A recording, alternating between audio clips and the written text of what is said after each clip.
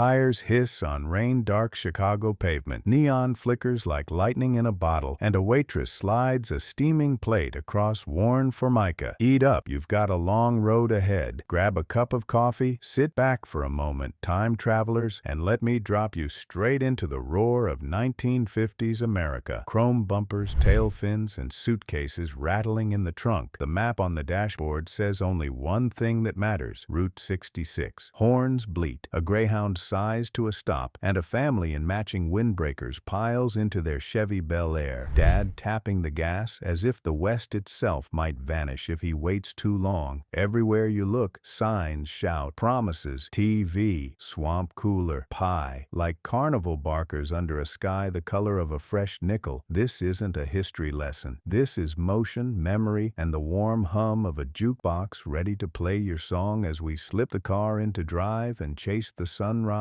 mile by mile. Picture the country catching its breath after World War II. Soldiers came home, factories switched from tanks to toasters, and America fell in love with the automobile. Gas was cheap, the interstates weren't finished, and the family vacation meant a paper map, a cooler of sodas, and a back seat turned into a playground. Route 66, Chicago to LA, 2,448 miles, became the nation's stage, and motels and diners were the actors that stole every scene. Small-town entrepreneurs saw the traffic and lit the night with neon, pink arrows, turquoise boomerangs, and glowing scripty letters promising air-conditioned and color TV. Magic words to a road-weary mom. Car culture transformed hospitality. Instead of grand railroad hotels, motor courts popped up with front-door parking, carports, even private garages. Diner counters stretched like chrome catwalks, and booths came with tiny jukebox selectors so every slice of pie could have its own soundtrack. Families rolled west on GI Bill paychecks and newfound optimism. Teenagers cruised, newly minted drivers flexing independence in convertibles that looked ready to lift off. The mother road stitched together the country's everyday life: steel mills and wheat fields, mesas and orange groves, while motels and diners turned miles into memories. The 50s were the sweet spot: enough prosperity for upgrades, television, refrigerated air, but still scrappy and personal before chains smoothed out the quirks. That's why 66 in this decade glows brightest in our collective memory. Hand-painted signs, mom-and-pop smiles, and a sense that the next town might have the world's best milkshake waiting just for you. We're riding east to west, the way so many dreamers did it. Starting in Chicago's bustle and pushing through cornfields, red dirt, high desert, and Mojave mirage until tires kiss Pacific salt air. Think of this like a 30-stop scrapbook, each memory a postcard you can practically lick and stick. We'll drop into booths, clink spoons against thick mugs, and pull into neon-trimmed motor courts where mosquitoes buzz at the porch light and the room smells faintly of sun-warmed vinyl suitcases. Every stop is a little movie scene: a bell over the door, the snap of a straw paper, the thud of a room key on a wooden counter. We'll keep our speed, but now and then I'll flash the brights ahead, because the next piece is completely wild. Ready, fellow travelers? Set your odometer to 0. The city skyline's shrinking in the rear view. The wipers are off and the clouds are opening. First stop, breakfast legend territory. 1. Lou Mitchell's, Chicago. Before the open road, there's the open griddle. At Lou Mitchell's, the coffee is bottomless, the eggs come fast, and the doorway gifts you a donut hole like a passport stamp. Truckers swap weather intel, tourists study maps, and the counter hums like a switchboard. Orders fired, plates sliding, forks drumming. It's the unofficial baptism of Route 66. Grease, warmth, and confidence. You step back onto Jackson Boulevard with a full belly and a lighter heart, the city's wind at your back and miles begging for you. A roadhouse glow pulls you off the alignment where the sign promises what your nose already knows. The chicken basket is all crisp skin and peppery steam, served in red baskets that squeak against tabletops. A waitress calls you hon, and suddenly you're family. Napkins pile, conversation slows, and the map gets greasy fingerprints right over Missouri. Out in the lot, the car still ticks with engine heat. You pat your pockets for toothpicks, wave thanks through the screen door, and point the hood toward corn and horizon. The smell hits first. Sweet batter, hot oil, and mustard with a little bite. Corn dogs on a stick, handed across the counter like carnival prizes, are the kind of snack that turns a kid into a roadside evangelist. Neon pups chase each other around the sign while trays slide onto window clips. A first crunchy bite gives way to a tender center, the flavor of fairs, parades, and summer nights you thought you'd forgotten. Route 66 doesn't diet. It indulges, laughs, and orders a second round. A long, low building with a dependable heartbeat. Coffee perking, pies cooling, front door chiming like a friendly bellhop. The Ariston is the definition of dependable hospitality. Tablecloths that actually reach your lap and a menu that reads like a handshake. Locals slide into booths beside travelers, and the talk is weather, livestock, and who's heading west next. Your plate arrives, simple and perfect. The owner makes a loop, pausing to ask about the road. You leave with leftovers wrapped like a promise to keep going. 5. Boots Court Motel, Carthage, Missouri. Streamlined and bright, Boots Court looks like it could taxi down a runway. The neon whispers, air conditioned by refrigeration. And, friend, that phrase is heaven on a July night. You park right by the door, step into a room that's cool as a movie theater, and click on a radio that carries St. Louis Cardinals play-by-play like lullaby. It's clean lines and clean sheets, a modernist wink on a modest budget. Outside, crickets score the scene. Inside, the fan hums you to sleep. 6. Munger Moss Motel. Now this is neon that knows its job, calling you home from half a mile out. The Munger Moss marries mom and pop care with mid-century bravado. Big sign, bigger smile at check-in, and a promise of TV that actually turns on. Where chains brag consistency, this place brags personality. A lobby with postcards, a desk bell that rings like hope, and a pool shimmering under the sign's electric halo. You jot a postcard, "We're somewhere perfect," and drop it in the box before the office light clicks off. Glass block curves in a private garage for each room, like checking into a secret. Coral Court had that Art Deco hush. Voices soft, lights low, design doing the talking. You could pull the car in, close the door, and feel the world narrow to a sleek little capsule of rest. Tile gleamed, towels were thick, and the night slid by in stylized comfort. In the morning, you step into sunlight like walking out of a dream, a future that somehow looks classy in black and white. Lines snake to the curb, and nobody minds because the cones are gravity-defying. Concrete, they call it, so thick it holds when flipped. The spoon breaks the surface with a soft crunch, then dips into cool velvet. It's the kind of roadside dessert that recalibrates your trip. Suddenly, the map is organized by sweet stops and happy accidents. Streetlights click on one by one while kids compare toppings like baseball cards. The night cools, your cup empties, and the road says, kindly, "Ready?" Green and cream spires rise from the panhandle like a radio drama made of tile. You idle under the canopy and feel an old, elegant gravity. Gas, cafe, conversation. Inside, the counter has a patina of thousands of elbows, and the coffee tastes like permission to keep going. Out front, the tower watches the highway with cathedral patience. Route 66 is a museum you drive through, and this is one of its chapels. Beautiful, useful, and humming with stories that smell faintly of motor oil and biscuits. Built from native stone, the Rock Cafe feels like it grew out of the prairie. The griddle sings, the waitress calls orders like a square dance caller, and the specials board has that one item you didn't know you needed. Every diner has a soul. This one's is stubborn, warm, and slightly buttery. Travelers leave notes tacked near the register. Names, dates, doodled cars with tail fins. You take a photo you swear you'll print, wipe a crumb from your shirt, and step into Oklahoma sun. 11. Booth-side jukebox selectors. You slide into a booth. There it is, a chrome-framed little portal to happiness. Drop a coin, flip the pages. Bobby Darin, Brenda Lee, a waltz your grandparents danced to. Press a letter number combo and wait for the faint clunk and whir from the big machine across the room. Music arrives like someone just opened a window. Suddenly the fries taste better, and the world sinks to the beat. Those tiny jukeboxes made every table its own radio station, and every slice of pie a serenade.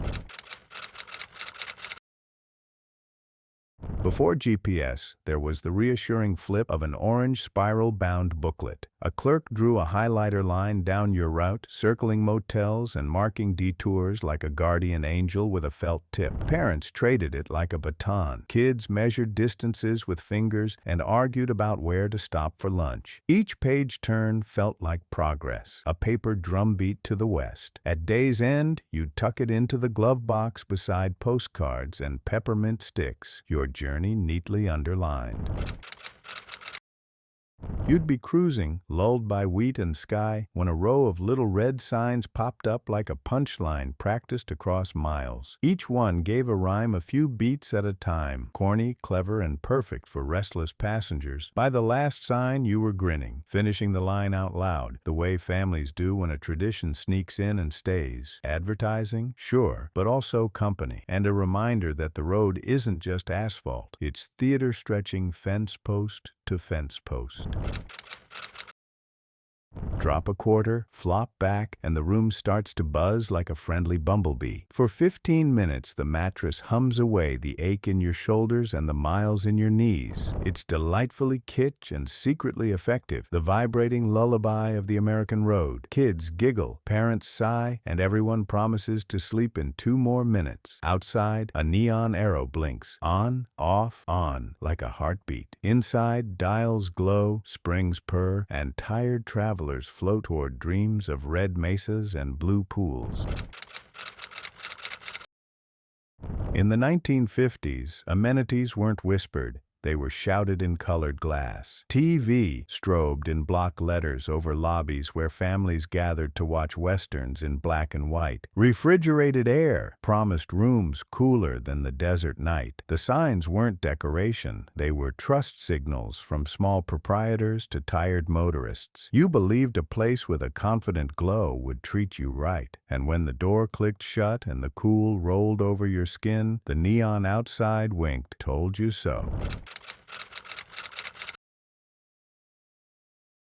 Stucco walls, carved vigas, and a courtyard where swallows traced loop-de-loops at dusk. El Vado wrapped southwestern atmosphere around road-weary bones. You'd park under a sky the color of chili and copper, then carry your suitcase past desert plants in white gravel. Inside, tile cool to bare feet, a lamp with a shade like a sunset, and that incomparable smell of clean sheets and adobe after heat. The office kept postcards and advice. The ice machine offered a small, tinkling percussion to evening tales. Oldest on the Strip for a long time, the Aztec wore its years like a denim jacket, patched, personalized, proud. Travelers loved it for the same reason they loved the road. It felt human, barking laughter from the office, a cat curled on the windowsill, and a row of doors opening to the warm night. The neon wasn't perfect. It was alive. You'd sit on a metal chair, balancing a paper plate on your knees, and think, this is exactly the right amount of fancy.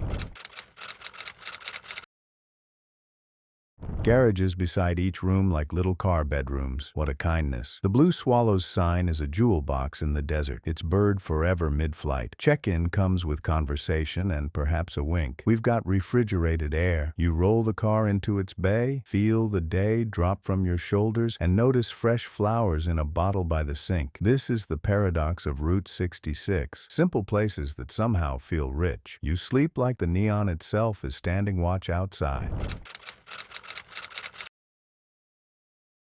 A steer on the sign and comfort on the plate. Dell's is the kind of dining room where the salad bar clinks and the pies show off under glass domes like prom queens. The waitress returns with an extra napkin before you even ask. Hospitality with radar. Travelers swap road tips between bites. Locals nod, amused at your wide-eyed praise of the sunset. You leave with a mint and a fresh conviction that the best meals are often the ones you didn't plan.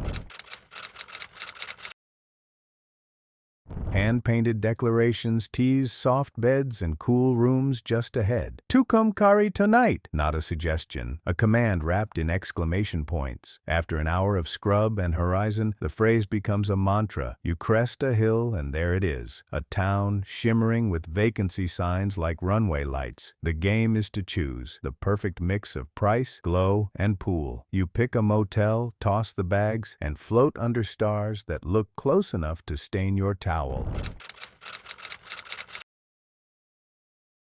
A neon teepee storefront? You slam the brakes. Inside, Route 66 souvenirs mingle with turquoise dreams and prank gifts that make teenagers howl. The floor creaks. The bell over the door tattles on every new arrival, and the clerk has stories to trade for your quarters. You leave with a jackalope postcard and a tiny bottle of desert sand, already forgetting which shelf you found them on. That's the charm. Organized chaos, good humor, and the irresistible urge to keep the kitsch rolling.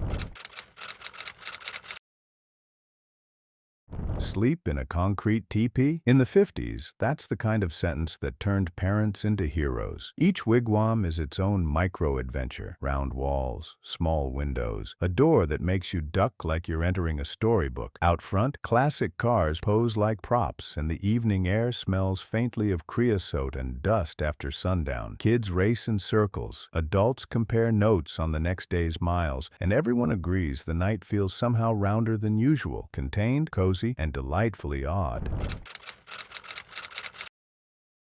Billboards begin their countdown, and anticipation becomes its own flavor. By the time you see the giant jackrabbit silhouette, you're already half convinced you need whatever's inside. You pose on the rabbit, of course, tourist law, and then wander aisles stacked with road snacks, souvenirs, and practical things you forgot to pack. The register bell rings, the clerk stamps your receipt. Outside, the words, "Here it is," feel bigger than a store slogan, more like a thesis for the whole road, the present moment underlined.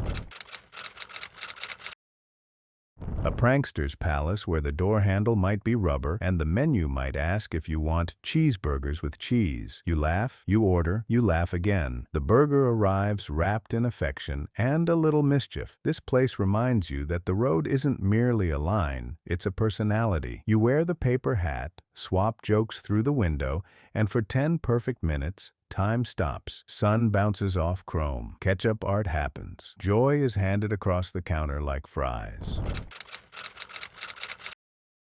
Googie angles and a sign that looks ready to launch. Copper card is mid-century optimism poured into steel and neon. Slide into a booth with a view of the highway and watch the parade. Pickups, sedans, a motorcycle caravan like a wasp swarm. The shakes come thick, the burgers reliable, and the napkins surprisingly sturdy. You overhear travel plans at the next table and sneak a new idea for tomorrow's route. Outside, the sun bleaches the asphalt, but inside the mood is cool and endless. In the Mojave, the horizon is an ocean and Roy's is a lighthouse. That boomerang sign slices the blue, promising gas, a room, and a strong cup under a sky that never blinks. Wind shimmies the palms. Heat hums off the hood. You top off the tank and you're spirit at once. The cafes clatter, the ices clink, and the quiet between sentences feel like a psalm. Back outside, the sign points not just to shelter, but to the fact that someone's waiting. It's like walking into a jukebox, checkerboard floor, chrome trim, and movie star eyes watching from the walls. Peggy Sue's serves nostalgia hot, meatloaf that tastes like Sunday, malt so thick you'll need the long spoon. Teenagers in paper hats shout, "Order up!" and a waitress balances 3 plates like a magician. You sip, you swivel on the stool, and time folds. The highway outside loses its edge. Someone plays a doo-wop song that makes every table nod on the same beat. That's community.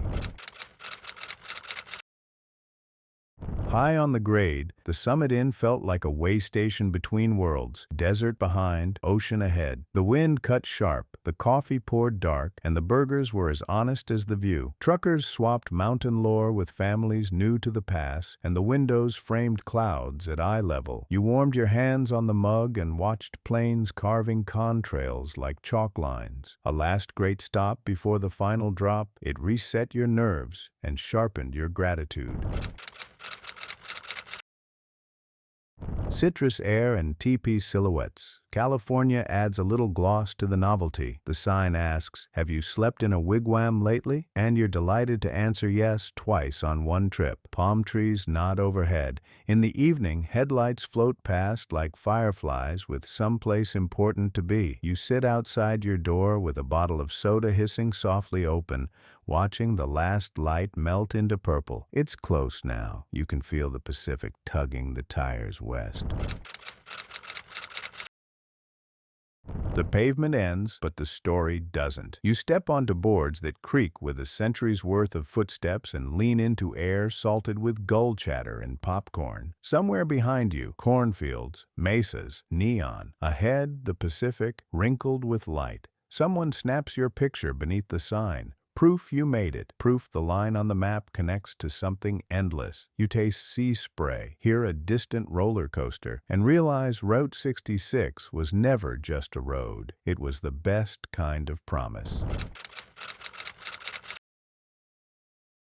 Neon culture. The glow wasn't only decoration, it was a language. Pink hinted at hospitality, aqua said modern, and a confident script meant, "We'll take care of you." Crews climbed ladders at dusk, coaxing letters to life with the pride of stagehands before opening night. In the 50s, the light was practical safety, artistic flair, and a nightly reminder that the road loved company. Even now, restorers chase that same hum, the color of welcome, the sound of electricity applauding. Independent versus chains. Chains brought predictability, independence brought personality. In the 50s, mom-and-pop motels kept pace by inventing extras, carports, sparkle-clean pools, postcards at the desk, and lobbies that doubled as living rooms. Proprietors learned first names, remembered favorite booths, and kept a weather eye on your radiator. They competed not by sameness, but by attention. The result? A patchwork quilt of places that felt distinctly themselves. Your memories sharpened because each stop was different. A different neon arrow, a different pie, a different laugh at check-in. The family car. The Bel Air or Buick didn't just carry luggage, it carried identity. Dad tuned the radio, mom passed sandwiches, kids counted license plates, and the trunk door thunked shut with a sound that meant adventure. The 50s road trip turned travel into a ritual the whole clan could perform together. Here's the truth, fellow travelers. Route 66 in the fabulous 50s wasn't perfect, but it felt perfect because it turned ordinary needs into extraordinary moments. A room key on a diamond-shaped fob, a slice of pie under a bell jar, a neon sign that said yes to tired bones and curious hearts. You didn't need luxury, you needed kindness, a cool room, and a song from the wall box while the milkshake sweated rings onto the formica. That combination, sincere welcome and small thrills, made memories that still glow. If you close your eyes, you can hear it. A bell over a door, a coin dropping, a motor turning over at dawn.